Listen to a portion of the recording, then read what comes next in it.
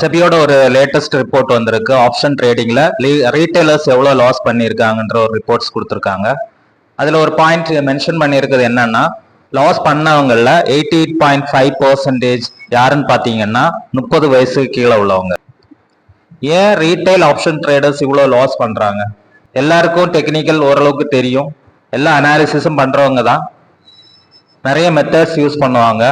அப்படி இருக்க பட்சத்துல ஏன் இவ்வளவு லாஸ் பண்றாங்கன்னா, நம்ம ஒரு விஷயத்த மறந்துடுறோம். என்னன்னா, ஸ்டாக் மார்க்கெட்ல பிரைஸ் மூவ்மெண்ட்ன்றது நான் லீனியர். நாம ப்ரெடிக்ஷன்ஸ் மெத்தட்ஸ் தான் நம்ம ஃபாலோ பண்றோம். அதுவும் பிரேக் அவுட் மொமெண்டம் ட்ரேட் வரும்போது ஆப்ஷன் ட்ரேட் பண்றோம். ஸோ அதனால தான் மோஸ்ட்லி ஆப்ஷன் ட்ரேடர்ஸ் லாஸ் பண்றாங்க. இதுல இருந்து நாம என்ன கத்துக்கணும் அப்படின்னா, ப்ரெடிக்டிவ் மோட்ல இருந்து ரியாக்டிவ் மெத்தட்ஸை நீங்க ஃபோக்கஸ் பண்ணீங்கன்னா உங்களோட லாஸ் குறையிறது வாய்ப்பு இருக்குது, இன்னும் பெட்டர் ரிசல்ட் கிடைக்கிறதுக்கு வாய்ப்பு இருக்குது. இத மாதிரி நிறைய இன்ஃபர்மேஷன் நான் உங்களுக்கு ஷேர் பண்றேன். இந்த பேஜை ஃபாலோ பண்ணுங்க.